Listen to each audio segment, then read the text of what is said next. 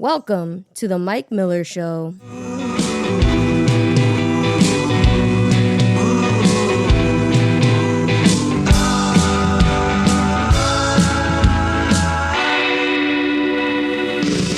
I be a good man? Will I be true to myself? Happy Monday, America. More importantly, happy UN World Day for Cultural Diversity, for Dialogue and Development. I hope you're enjoying it as much as I am. So, Jessica, what are you doing to celebrate UWDC cubed, as those of us who revere it call it? I think I might watch Leonardo DiCaprio's speech to the UN again. Yeah, I think Something- so. yeah, I think I that'll wonder work. if they, CNN, when Trump goes somewhere, they like to kind of do breaking news and show his jet taxiing down the runway and stuff. I wonder if they would do that for Leo's private jet that he takes to the yeah. I think it could work. Yeah. I think it could. So anyway, for those of you, and I would be surprised if no one, I mean, to me, this is the equivalent of Independence Day. I've been into this for a long time, wink, wink. So on the slight chance that someone's listening that does not know what World Day for Cultural Diversity, for Dialogue and Development is, let me just explain to you a little bit by reading a little snippet from the UN website. Quote, celebrating cultural diversity means opening up new perspectives for sustainable development and promoting creative industries and cultural entrepreneurship as sources of millions of jobs worldwide, particularly for young people and especially for women. I would guess young women would be most important. Culture is a sustainable development accelerator whose potential has been recognized in the 2030 Agenda for Sustainable Development adopted by the United Nations. That's from Irina Bokova, Director General of UNESCO. So, I just was really excited last night knowing that when we got up this morning, it would be World Day for Cultural Diversity, for Dialogue and Development. So, Well, happy cultural diversity. Day. yeah, consider that a public service announcement. Those of you who did not know that that's what today was. We have a virtual cornucopia of stuff to talk about today. I mean, this is all kinds of fun stuff going on. And speaking of fun, at the bottom of the hour, my old pal Mark Tapson will be on the show. Mark just kind of sits around and doesn't do anything, Jessica. He's only editor-in-chief at Truth Revolt, staff writer to Culture Rated, and a Showman Fellow at the David Horowitz Freedom Center. So Tapson, not a lot on his plate. He was readily available to come on and talk about. He's got a new article out on a Culture Rated about an article from Vanity Fair. I did not see the new Captain America movie. What's it called? Captain America Civil War or something? Civil War, yeah. Have you seen it? I have not, but I heard it's amazing. Are you a fan? I am a fan of a lot of the superhero things, but I have not been into, I wasn't that into the Avengers and all that stuff. Batman versus Superman was terrible, but have been historically a huge Batman fan. Well, the whole, to me, Batman versus Superman thing, as soon as I saw that was going to be a movie, it didn't make sense to me. Because those guys both fought for kind of liberty and justice for all, did they not? They both went after the bad guys. They did, but it does make sense if you know anything about the comics is, for some reason every time one superhero met another superhero, initially they fight each other. Kind of an ego thing? Yes. Kind of that, and kind of they don't know if this guy is actually a good guy or a bad guy or whatever. But it has happened, like Spider-Man when he first met the X-Men and things like that. This always happens in the comics, and there is a whole series about, Batman versus Superman and what happens. Oh, there is? Yeah. Oh, I did not know whole that. part of that. Yeah. And then obviously they figure out, oh, you're not really a bad guy. Okay, now we're friends. Yay, Justice League. See, it would also seem to me as a novice, because I don't know what I don't know about that, as you've just demonstrated, that Batman doesn't have superhero powers where Superman does. Now, I said that, I mentioned this movie when it first came out, and someone who was deep into this stuff, au contraire fool, and then explained to me how I don't know if he steals his kryptonite or whatever, but yeah, I don't know. Anyway, so Mark is going to talk about an article written by this is just hilarious. It's Vanity Fair. It's actually an editorial. So I'm going to talk to Tapson about that and some other things when he comes on. So I'm looking forward to that. So the big announcement this morning, did you see the judge in Baltimore found the second police officer not guilty on all charges in connection with the death of Freddie Gray? Did you see that? I did not see that, but I think that's good. The defense attorneys were smart in avoiding, in my humble opinion, in avoiding a jury trial, and just went straight to the judge. And the judge, the judge found him not guilty. He faced second-degree assault, misconduct in office, and reckless endangerment charges. This is Edward Nero. There was another guy. Who was he? Garrett Miller. No, wait a minute. That's not the way. Anyway, Garrett Miller is another one. But this is the second guy not found guilty. The first guy, whose name escapes me, the trial was a mistrial, hung jury, and so he is yet to be tried again. But I just love this because remember Marilyn Mosby, the prosecutor, Baltimore prosecutor. Yes. Chip on her shoulder, a mile wide. So yeah, I love it. And to her credit, the mayor, Ms. Mayor, Stephanie Rawlings Blake, kind of a class act statement. She said, "This is our American justice." Well, let's see. She says, "This is our American system of justice, and police officers must be afforded the same justice system as every other citizen in this city, state, and country. In the case of any disturbance in the city, we are prepared to respond. We will protect our neighborhoods, our businesses, and the people of our city." So kudos to her for that. So yeah, that happened today.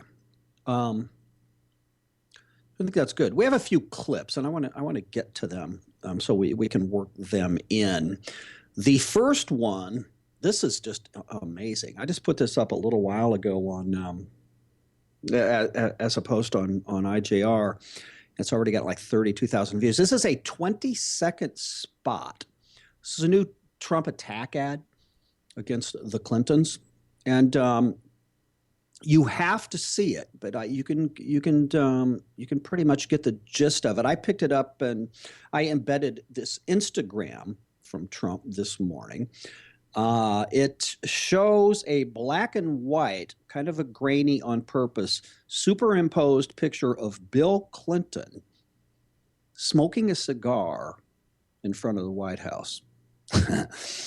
And in the message accompanying this clip that we're about to play from the real Donald Trump is, quote, "Is Hillary really protecting women?" Now, let me set this up. No, let me just play it, and then I'll tell you what's going on in it. Jessica, you know these things loop, right? Yes. Yeah, so let's let it play twice because it's only 20 seconds long, and I want people to get kind of the full gist of it. So Trump put this up not too long ago this morning. Let's listen.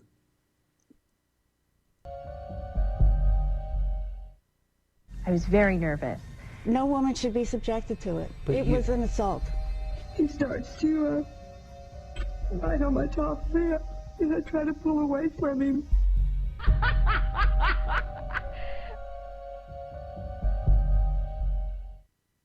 I was very nervous.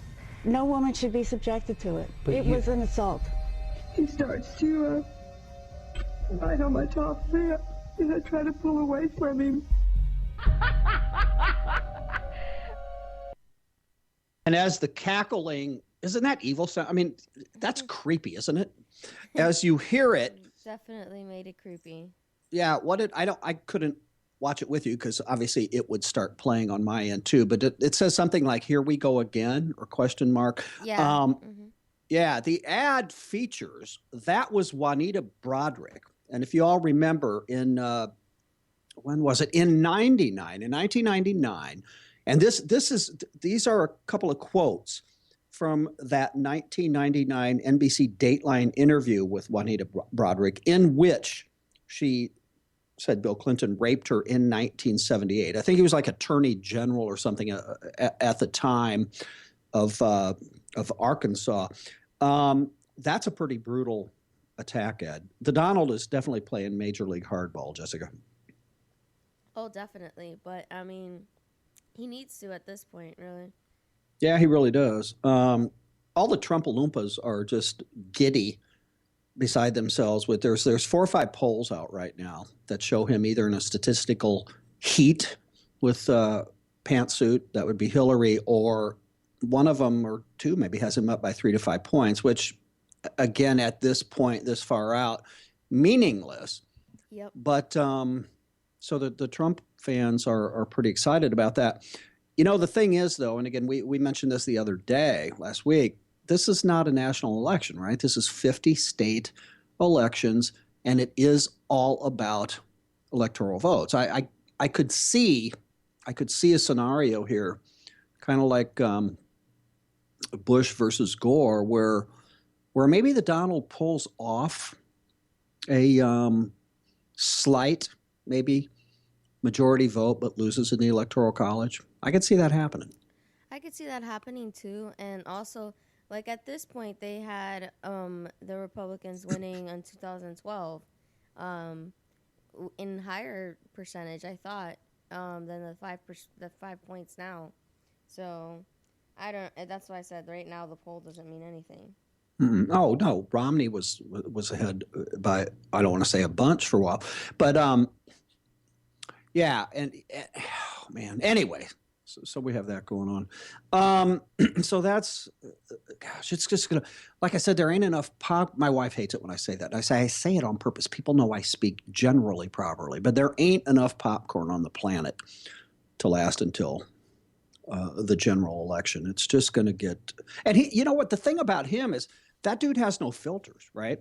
I mean, anything that he would say in an ad, or that he would get, you know, when he gets into his tweet storms, he would say to her face on the stage. I'm totally convinced. Yes, he would. Which is going to be interesting because, you know, not a lot of politicians It's going to be great. Yeah, exactly. Yeah. And the thing is, like we said Friday, you know, how will she wither the storm without just completely breaking down? Because you know she hates, I mean, she hates people generally anyway. She has to pretend to like even people that have not offended her. You know, that's a true story. I mean, when Bill Clinton was first elected, and this, again, is true, they had to hire a coach to work with Hillary to at least get her to effectively pretend to socialize with people. So she just kind of hates people in general, and she has to loathe Donald Trump. I mean, it's just the dynamics of this thing are beautiful. It's just, it could not be any better. So I don't know. You know, Frank Camp likes to say this is his Super Bowl. I mean, this is just, and you know what? You have to laugh through the tears or the storm, because I mean, we're screwed either way come November. Oh yeah. So at least we have to have fun. Speaking of fun, we have another couple of clips, and this is the Donald, and this is Hillary. This thing started on when did this start? This started on Saturday. No, it started on Friday. Trump spoke to the National Rifle Association convention on Friday, after which he was endorsed. That's not a big deal. So Hillary went after Trump on Saturday. She fired back at him. I found this beautiful, and I had to write about it this morning, because the level of hypocrisy of Hillary Clinton is breathtaking. I mean, it's just, this woman is just unbelievable. So she's talking about Donald Trump pandering. She's on Saturday, right? She's talking about Donald Trump pandering to the NRA. And you know who she's talking to when she's saying this? Who? She's speaking at an event in Florida sponsored by the Trayvon Martin Foundation. Okay. Now, I find that hilarious. Yeah, just a little bit. That's okay. So there's two. Jessica, I kind of read but I'm multitasking here. So both of these clips are in the one article I put up, right? So at the top we have Hillary. Let's listen to her. Let's listen to her tear Trump apart Saturday, and then we'll stop for a second. And then Trump responded Sunday morning during a phone interview on Fox and Friends. So let's hear Hillary on Saturday first. There is so much more that unites us than divides us. And we're going up against a candidate who will pull us backwards on every issue we care about. We need a president who will use the bully pulpit to stand up for working families. But the last thing we need is a bully in the pulpit.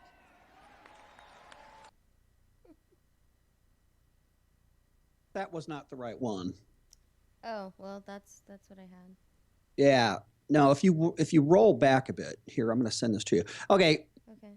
Given that, what you guys just heard is there's a bunch of tweets about this thing. That was kind of random. I know that we just dropped on you, but saying she's really going to blow this, isn't she? She's going to lose, isn't she? She is the worst campaigner in the history of the planet. I mean, she thought that was clever, Jessica. Yeah, the bully in the pulpit. Yeah. And did you listen to the response? They're all looking around like, man, that was like really stupid. Yeah. So anyway, that was just kind of random. So let's go back. Do you see what I'm talking about now? I just sent it to you. Okay. Yes. Now I have it. Yeah. So this is and I think it's further back and from this morning. Yeah. But okay. On Skype, no biggie. But anyway, so let's first hear Hillary on Saturday skewering Trump for comments he made Friday at the NRA convention. Donald Trump said that in his very first hour as president, heaven forbid,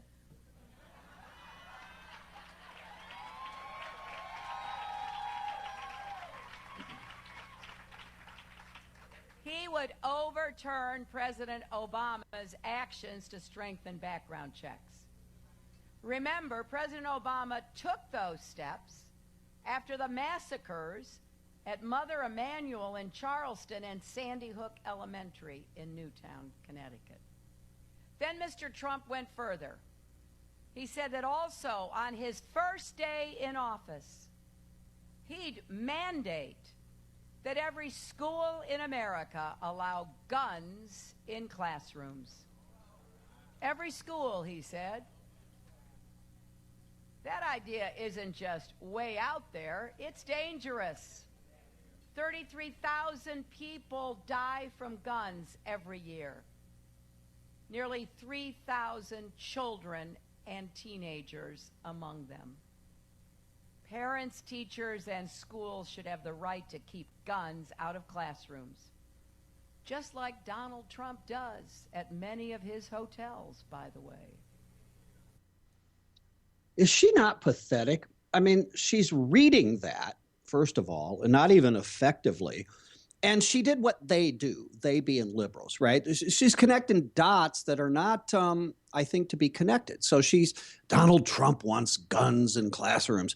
He's going to mandate it. And then she goes off into statistics about how many people are killed by guns every year because she knows the low information libs that are listening to her, the Hillaryites, guns in classrooms, 33,000. It's just completely disingenuous. And again, she's accusing him of pandering to the NRA while she's pandering to folks at an event sponsored by the Trayvon Martin Foundation. I'm getting worked up. Okay, so then Trump fired back during his daily telephone call with Fox and Friends and Trump Sunday morning. Let's listen. This is short. This is only about 26 seconds long. Let's listen to the Donald responding to Pantsuit's attack.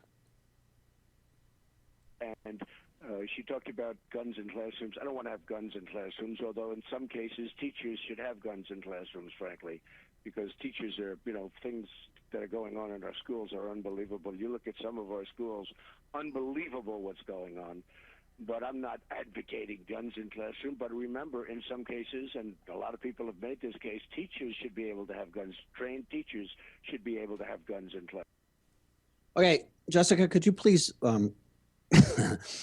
Could you decipher that for me? Does the Donald want guns in classrooms or not? I think yes. He doesn't want guns in classrooms. I'm not advocating for guns in classrooms. I do think teachers ought to have guns in classrooms. Just say one, come out one way or the other. I mean, maybe I'm nitpicking here, or am I reading this wrong? To me, he contradicts himself twice mid-sentence, 2 different times. I don't want guns in classrooms, although in some cases, teachers should have guns in classrooms. I don't know. It's just Donald Trump. In January, by the way, and this is what Hillary is referring back to, and this is clear. Okay, what he just said in that clip to me was just a complete misfire. And he's getting jumped on all over social media about it. In January, he said, this is pretty clear, quote, "I will get rid of gun-free zones on schools." I don't know about on schools, the way he structured the sentence, but "I will get rid of gun-free zones on schools. My first day, it gets signed, okay? My first day, there's no more gun-free zones." To me, that's definitive, whether you agree with it or not, right? Yes. But the prior stuff, I don't know. I mean, even Dopey Ducey. Well, anyway. Incidentally, Hillary, I included a link to a clip from her from last fall with Jake Tapper.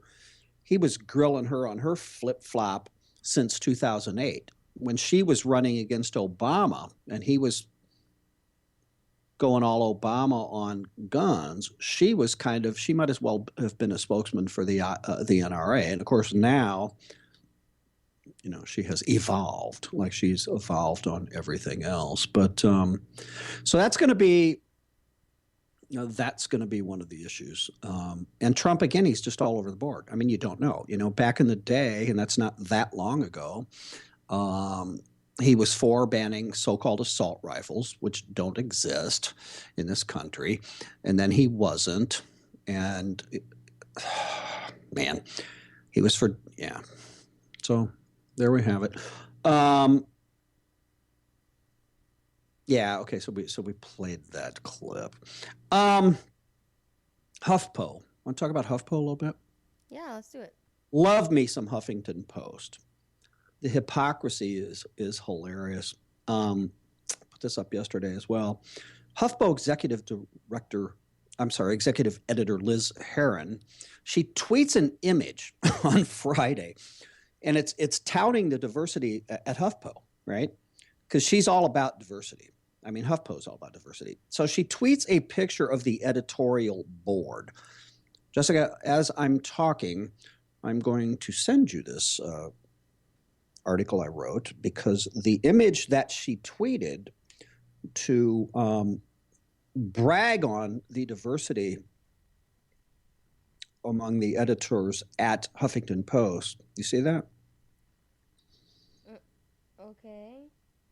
Click on that image. You see it? Click on the image. Oh, I am. Let me try to. Would you? And then explain to the folks how diverse the editorial board at Huffington Post is. Somebody was like, "Oh, my bad." Oh, that's hilarious. It's all white women. And then but then somebody else on the bottom is like, "Oh, my bad. You have some Asians way in the back, all kept together." Yeah. So if you just glance, right? Yeah, that's really funny. If you just glance at the image, it's all white women, and then correctly the guy goes, "Yeah, my bad. You got like 3 Asians stuck in the back and in the corner," but she just got skewered over this thing. Yeah, it looks like there's one Hispanic chick too. Wow, well, that's pretty awesome, isn't it? Oh my god, that is good. They just don't think. See where the guy put the old Blazing Saddles clip. Hey, where are all the white women at? Cleavon Little and. Oh, that's funny. It was just hilarious. When I put this up yesterday, there was I had to there were a couple of sexist tweets as well. This one was not.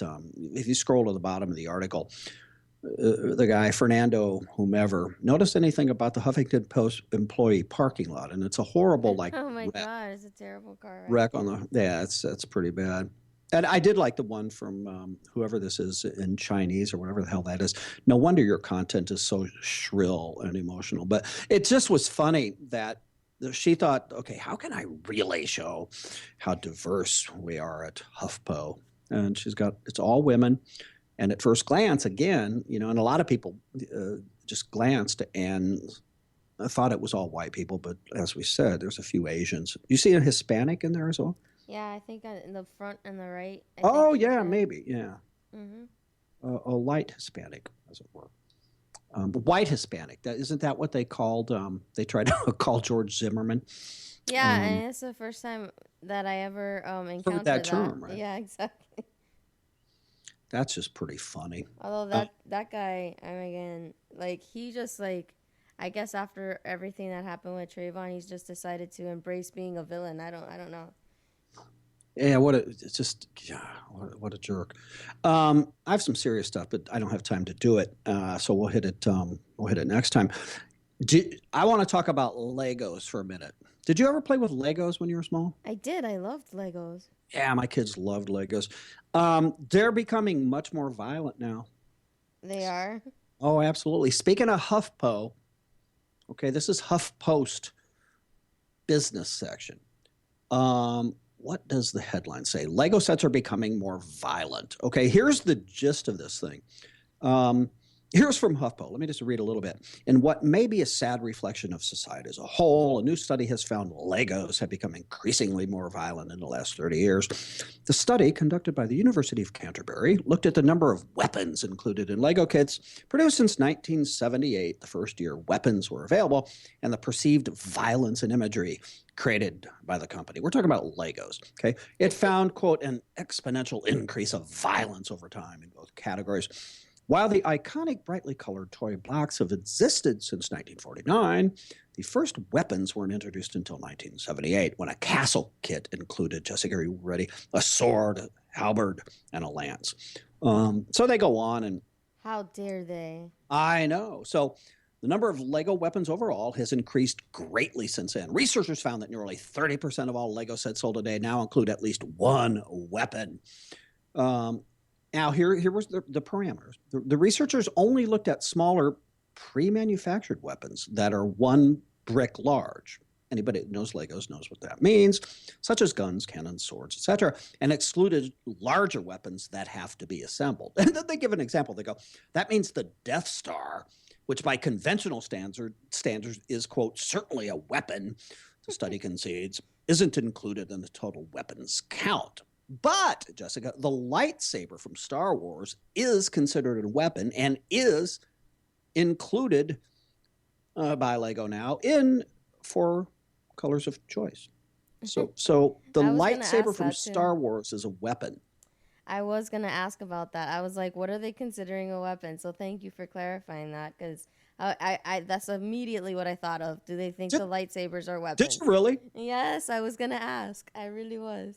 So they have an image here all laid out, and it almost looks like, do you know what, like when there's a gun raid and then, the FBI lays out all the guns for people to see? They did that with the Legos? They have these Lego weapons all laid out. So you got, I don't know what the heck. It looks like some semi-automatic rifles on one side. You've got some like, I don't own guns. So then some pretty awesome looking handguns in the middle, and then some stuff by the lightsabers. It looks like there might even be some grenades or something, a bazooka or 4.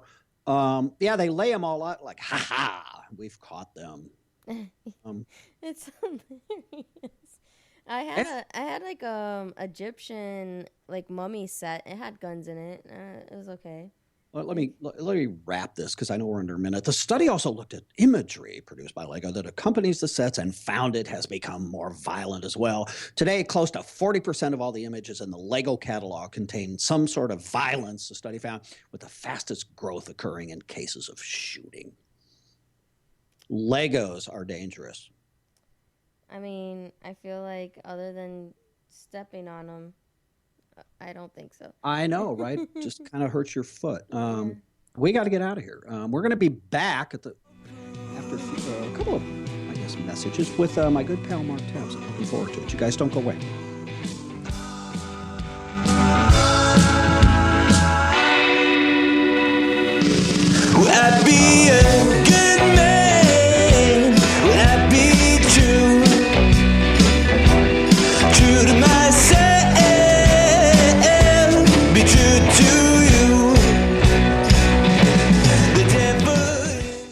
Doug, I never thought I could go back to school, but when it's this easy, it fits. I'm right there with you, Jackie, taking classes, watching lectures in the living room on the iPad. It's not hard. I can be a mom, make dinner, get my classwork done, and not miss a moment with my family. It's amazing. Yes, it is. Hey, it's Jackie Velasquez, and if Doug and I can do this, you can do this too. Higher education with Liberty University Online. Find out more about completing your college degree at the world's largest Christian university, Liberty University. Get all the details right now. Grab your cell and dial pound 250. When prompted, say the keyword Liberty University. Training champions for Christ since 1971, Liberty University Online. Find out more about learning online. Dial pound 250, then say the keyword Liberty University. Liberty University Online with hundreds of degree programs to choose from. Call now, pound 250. Say the keyword Liberty University. That's pound 250. Say keyword Liberty University.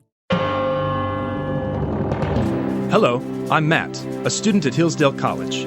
Here is Hillsdale President Larry Arnn on the continuing relevance of the Constitution. Many argue today that the Constitution is outdated because it addresses problems peculiar to the 18th century. Some parts of the Constitution do read rather quaintly. Consider the injunction against titles of nobility in Article 1, Section 9 of the Constitution. But is that so outdated? The purpose of the injunction is to prevent the government granting special privileges to some for partisan reasons. This strikes at the heart of the rule of law. The crony capitalism so common today is a place where the government bestows favors and tax dollars on some businesses to give them a leg up over others. This is exactly the kind of thing the Constitution was meant to prohibit. The Constitution is not so outdated after all. This Constitution Minute was brought to you by Hillsdale College. To join the national conversation on the Constitution, go to constitutionminute.com.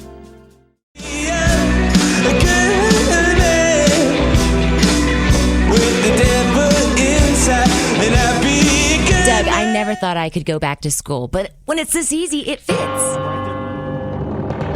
Hello, I'm Matt, a student at Hillsdale College. Here is Hillsdale President Larry Arnn on the continuing relevance of the Constitution. Many argue today that the Constitution is outdated because it addresses problems peculiar to the 18th century.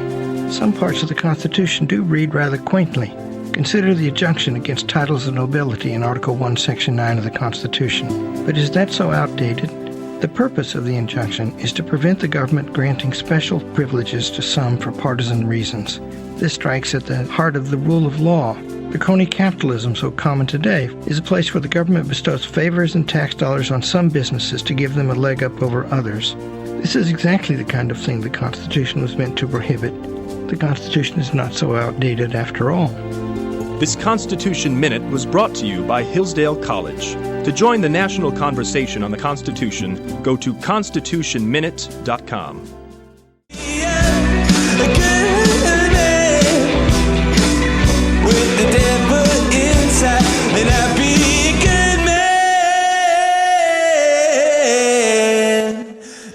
Welcome back to the second half hour. As promised, joined by a guy I consider to be a good pal, Mr. Mark Tapson. How are you? Good, my friend. How are you? I'm, relatively speaking, with everything going on in the world, I'm doing fairly well. Hanging in there?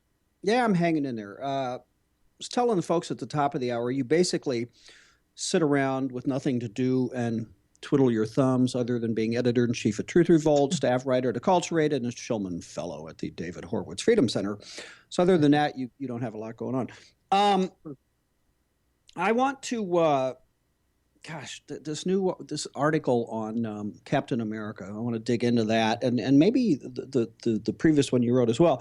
But we haven't talked a while.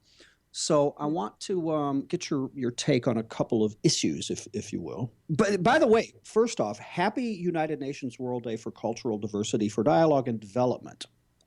Yes. Yes, I don't know what you did to celebrate. Well, I largely ignored it. Yeah. But, but I think, but now that you bring it up, maybe I'll run out and get a cake or something. I mean, any excuse for dessert. Yeah, there you go. Let me ask you a question, or if I had suggested to you a year ago that as we sit here today, Donald J. Trump would be the presumptive GOP nominee, and Hillary would be battling a self-declared socialist for the Democrat nomination. What would you have thought?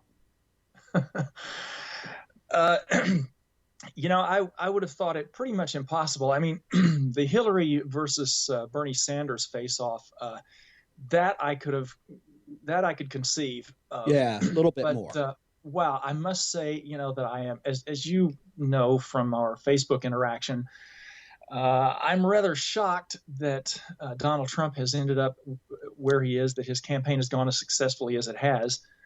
But they say that says a lot about our culture, I guess, political and otherwise. It says more about us than it does about him, doesn't it? Yes, I think so. Yes. As you well know, I am not a fan of Trump. I completely and as you understand. know, neither am I, right? Yes. And, you know, I completely understand the arguments that Trump fans have in support of his candidacy. I completely get that. I get the anger and the frustration with the rhinos and the Republican Party and that all that disappointment. I completely get that and understand it. I understand everything they say, you know, that the Trump fans say about the need for stricter immigration and just the whole, you know, the whole gamut of their arguments. I understand it all. My issue is with the man that the Trump fans have chosen to get behind to pull all that out. I don't think Trump is the man to get behind for any of those goals. I support those goals, but Trump is not the man to get behind. No, and you know, I understand them as well. Excuse me. Excuse me. I understand average Trump fan as well. Hashtag Trump fan, kind of, and I hate to say this, but kind of bowling shirt mentality thing where, and I agree and support, as you ticked through them, you know, his positions on, you know, everything from immigration to the military to, well, he flips around on things like taxation.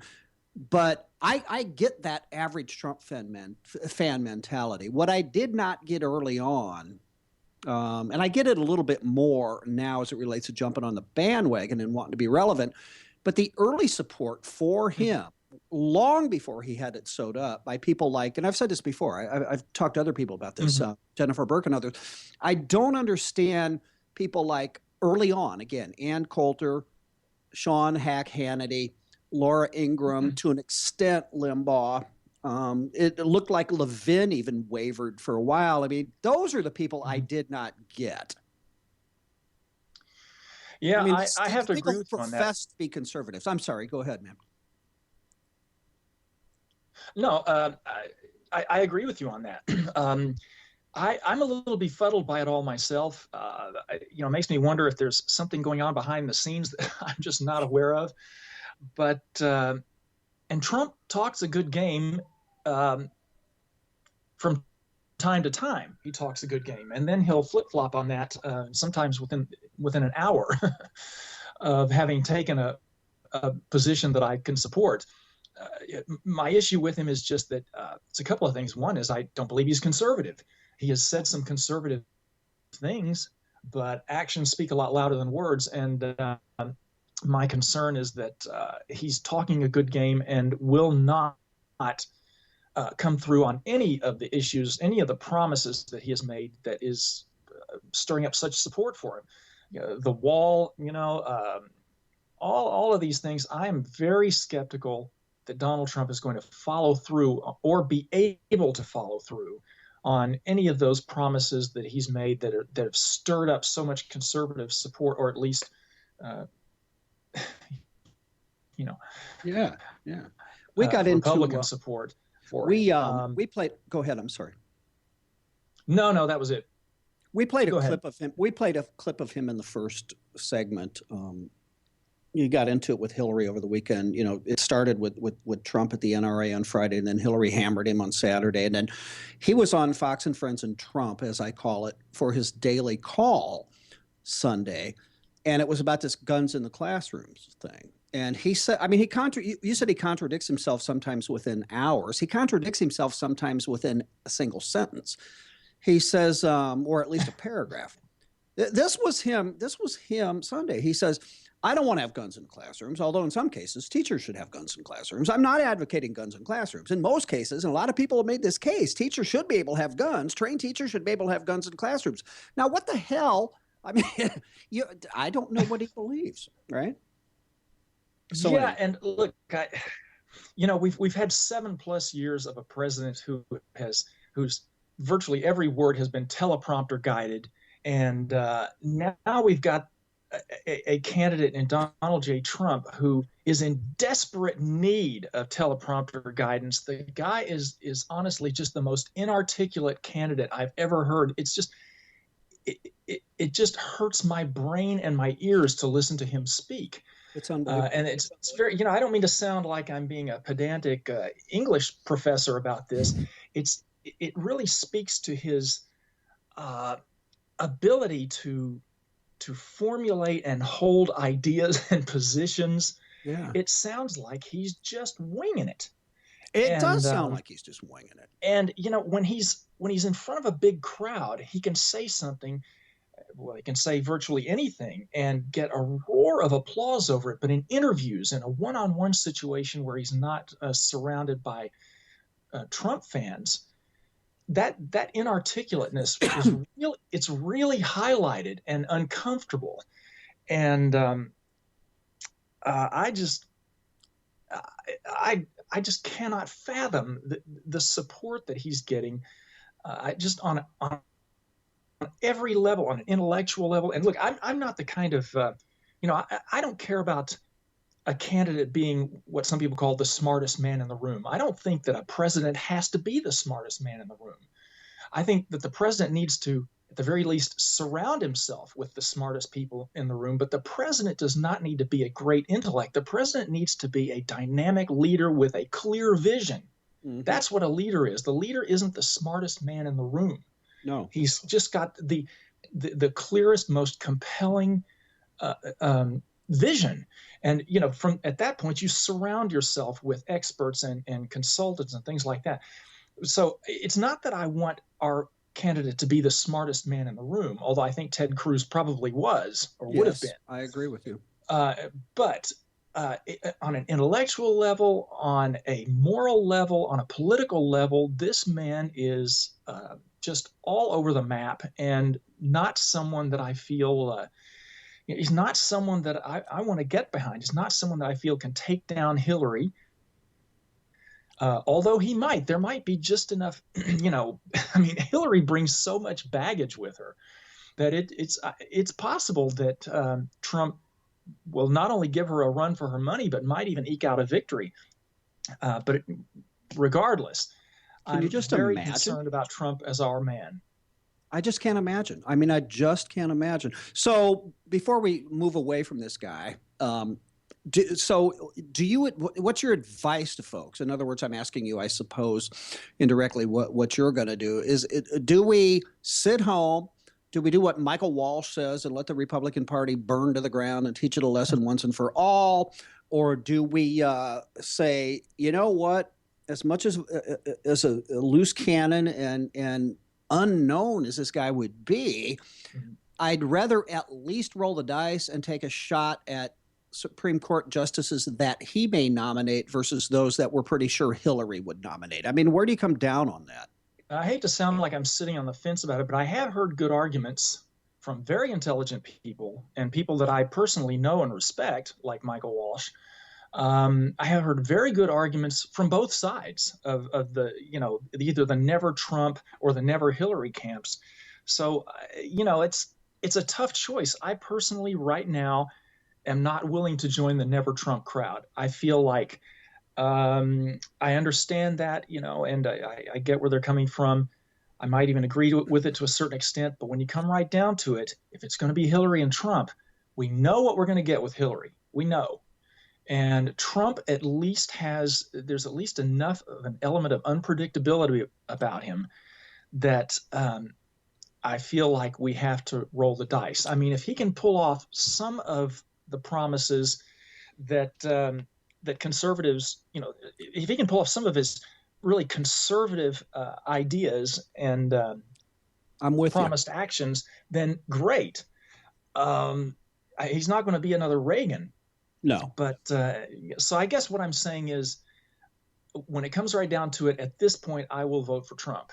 See, I will too. I mean, I will, and I get skewered. I've been skewered by both sides. Let's move on, because when you and I talk, we could talk forever, and the time flies. This Vanity Fair article, or it's an editorial, and you have a brand spanking new piece up on Acculturated. Vanity Fair saddened by Captain America's heterosexuality. I love this. You guys gotta follow Mark on Acculturated, and we'll do that at the end here. But talk to me about this. I mean, this made my head explode just reading your article about her editorial. Well, let me ask you: have you seen the movie Captain America: Civil War? I have not, and I'm not a fan of the stuff. Jessica is, but I have not, and I'm guessing I should, because everybody raves about it. You should, and I'm like you. I'm not a fan of. I find superhero movies really tiresome. I'm really tired of the trend, so I'm not a huge fan of superhero movies, and I'm by no means a Marvel fanboy. Right. But I will say that Captain America: Civil War is awesome. I found it really exciting, and on a storytelling level, I was very impressed. I mean, I'm kind of a part-time screenwriter, so on a storytelling level, it's extraordinarily well done. It's probably my favorite superhero movie at this point. Wow. It deals with a couple of big ideas that are very conservative at heart, and so I loved it. And just as an action flick, the action scenes were just extraordinarily well done. I mean, I can't recommend it highly enough, and I'm not alone, because the Rotten Tomatoes movie review website gives it at least a 90% rating, which is pretty darn high, and it's hovering around $1 billion now in revenue from the first three or so weeks that it's been out. I won't bother going at this point. We may be running short of time, so I won't bother going into the premise of it, because it's kind of irrelevant.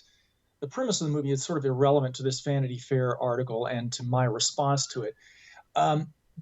Everyone seemed to love, as I said, the critics loved this movie, including Vanity Fair's Joanna Robinson. She loved it. She said it's a great movie, except with one exception for her. She was bothered by the fact that the filmmakers did not make the relationship between Captain America and his close sort of band of brothers, boyhood friend, Bucky Barnes, gay.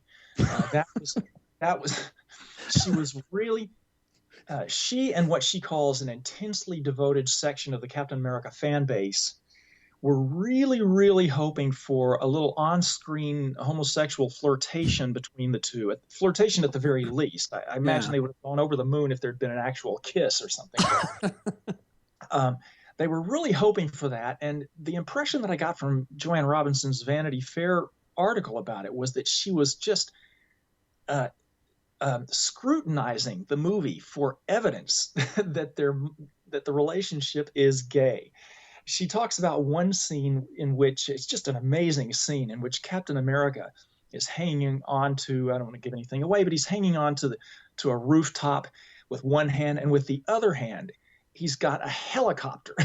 He's holding on to the bottom of a helicopter, and he's winning. It's like he's pulling the helicopter back onto it's just an amazing scene. And you're making me want to see it, man. You've got to go, really. But Vanity Fair saw this scene, and all that she saw in it, she didn't see the heroism or the incredible power of Captain America. What she saw was Bucky Barnes admiring Captain America's bicep in the scene. You can't make it up, right? Yeah, because Bucky Barnes was there in the scene as well. And so in her mind, Bucky was watching this happen and getting hot and bothered over Cap's muscles.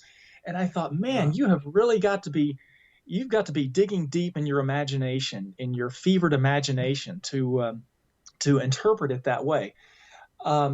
She complained about, and let me just lay it out there for people who are not Captain America fans. I've not followed, Captain America through all these, through the comic books and all that. But his close friend Bucky Barnes, I mean, there's just no question that the two are heterosexual. That's never been a factor. So there was never any speculation or whatever before.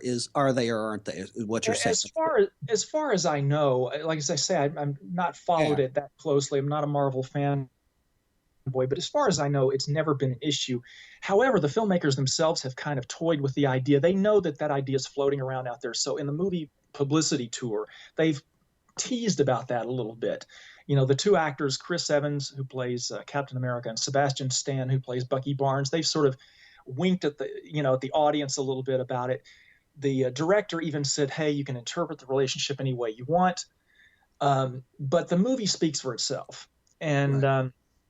There are clearly a couple of scenes in there. Captain America has kind of a budding romantic relationship with a woman in it. And there's a scene in which Bucky and Cap are reminiscing about their skirt chasing days pre-World War II. Won't bother to go into the whole time travel issue, but so they're heterosexual. But Vanity Fair's critic felt that a heterosexual romance was just too predictable, too boring. She wanted to see some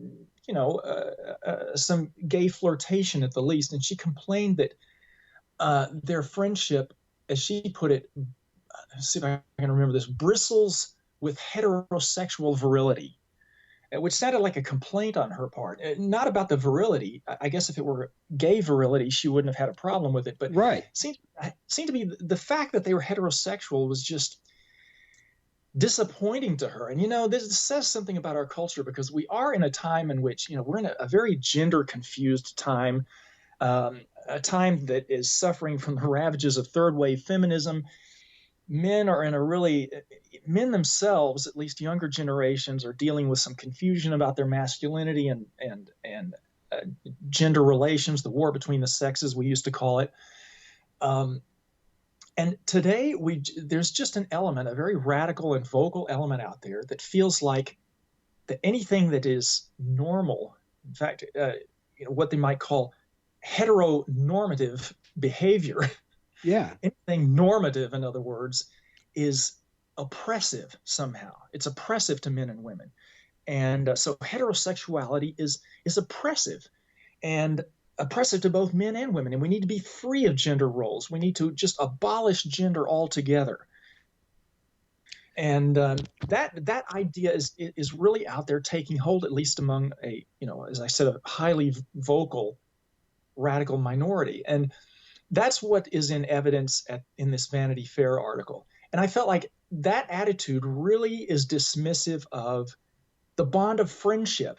It's really it just does not take the noble nature of male friendship seriously. No. It's very dismissive and demeaning, actually, to sexualize it one way or the other.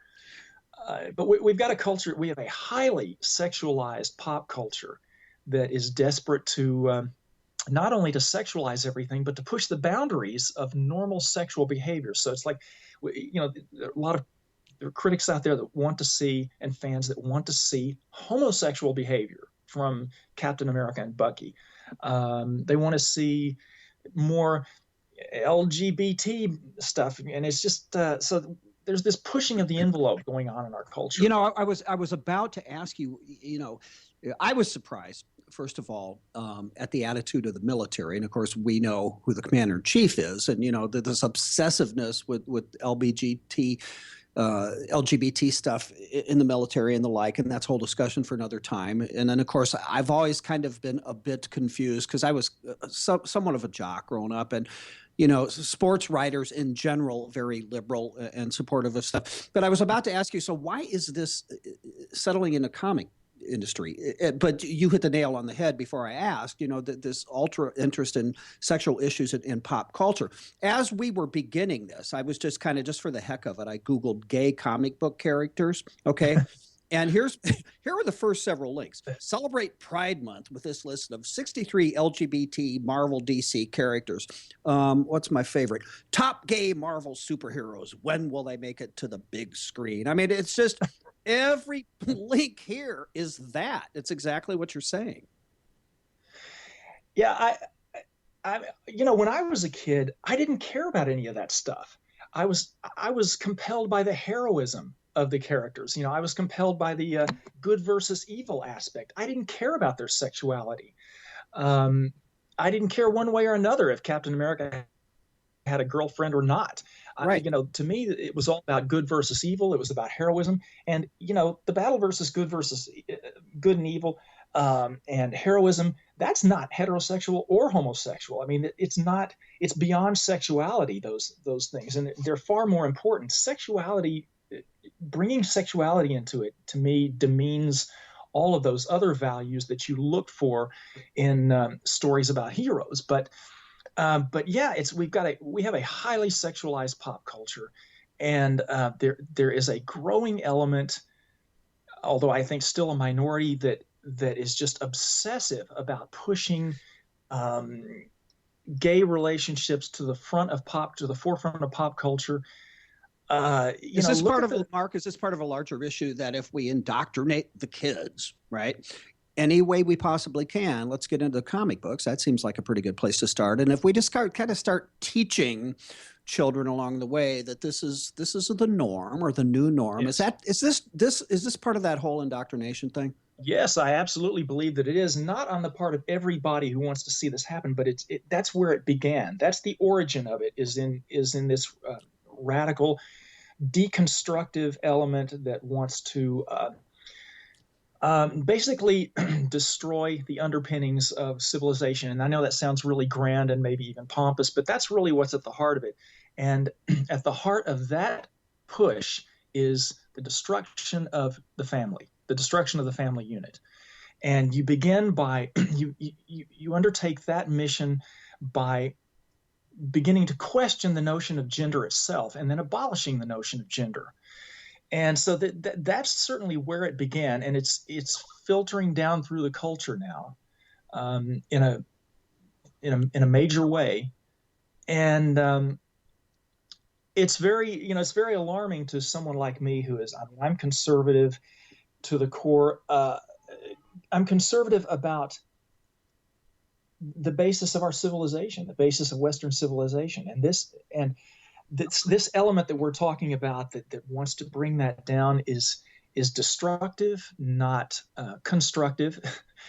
It sees everything from the past. We're conservatives because we want to conserve. We want to conserve the best that our civilization has bequeathed to us. And the non-conservative element out there that wants to destroy that wants to bring down the best, wants to undermine that and devalue it, and so that's what we're seeing at the heart of this move to push, the boundaries of sexuality and to take down heteronormative behavior and the all so-called, that even the so-called, bathroom law stuff. I mean, it's just yes, it's in your face. I put up an article on IJ a week and a half ago, maybe. I just like 300,000 or 400,000 views because it hit home, and it was Phil Robertson of all people. Let me read you this quote real quick. We got a couple of minutes left. I've got a radical idea. This is from Phil Robertson. I've got a radical idea. Men should use a men's bathroom and women should use a women's bathroom. Just because a man may, quote, feel like a woman doesn't mean he should be able to share a bathroom with my daughters or yours. That used to be called common sense. Now it's called bigoted. And that's what they want us to think, isn't it? Oh, of course. I mean, because, there are some transgenders out there, and I know this because I debated this with one who is a friend of mine, who believe that this is the new civil rights, this is the new edge of the civil rights movement, and it's equivalent in their minds to the Black civil rights movement of the 60s. Which it is not even remotely, but that's how they envision it. This is the civil rights moment is this whole bathroom issue, and that's really not what it's about. As I told this friend of mine, I said, "You're being used. The radical left does not care about transgender rights any more than they cared about blacks or feminists, blacks or women or gays. The radical left uses those demographic elements as the tips of the spears to push their agenda forward, to acquire more political and cultural power. Mm-hmm. And they don't care about, they don't care about transgenders except to use them for a larger ultimate power grab. And when you think about it, it's a logical extension of how Democrats win elections in the first place. They have to patch together disparate groups, right, and pander to those groups, and then cumulatively beat those of us who like to think that we would keep our morals intact. Yes, they're exploiting the so-called victimization of these groups in order to, acquire more political power and acquire more power for the state. And by the way, that is an element, that's to some extent an element in the Captain America movie that's very interesting. Just to give you a very brief rundown of the premise, the Avengers superheroes are split over the notion of whether to allow themselves to be supervised by a multinational body, the United Nations, or whether they should continue on their own individualistic way and act freely and whenever and wherever it's appropriate. So it's a very conservative idea central to the movie about individuality versus the state or versus the multinational state. Yeah, it's just man, I just think back sometimes, just maybe 2, 3, 4, 5 years ago, if you would have told me the stuff that is going on now, I just would have shook my head. I just shaken my head. Tell folks, we're out of time, man. I always get so wrapped up talking to you, and I love it. Tell folks where to go read your stuff. There has to be a central depository because you got so much stuff going on, but how do they go after Mark Tapson stuff? It's pretty easy. MarkTapson.com is where I collect all my articles that I write for Acculturated and Front Page Mag and elsewhere. So that's the central depository, as you put it. Yeah. Enjoy having you on, man. It's been a while. Likewise. All right, Mark. Take care, my friend. Let's talk down the road. All right, you too, pal. All right, bye-bye. Bye. Tapson's got a big fat brain. Yes, he does. Yes. He I've seen some of his debates, and he's hosted some stuff at the Horowitz Center, but yeah, there we have it. All right, I think we got to get out of here, don't we? Yes, we do. All right. Have a good evening, and you all, we appreciate you listening, and as I always pimp, please tell your friends, share the links. It's pretty easy if you're online, and you guys know I do this. I say just click on the play button below and you'll be good to go. Anyway, we're out of here. We will be back Wednesday. I have Matthew Burke from the Politistic as a guest, and I'm looking forward to that as well. You guys, thanks for listening.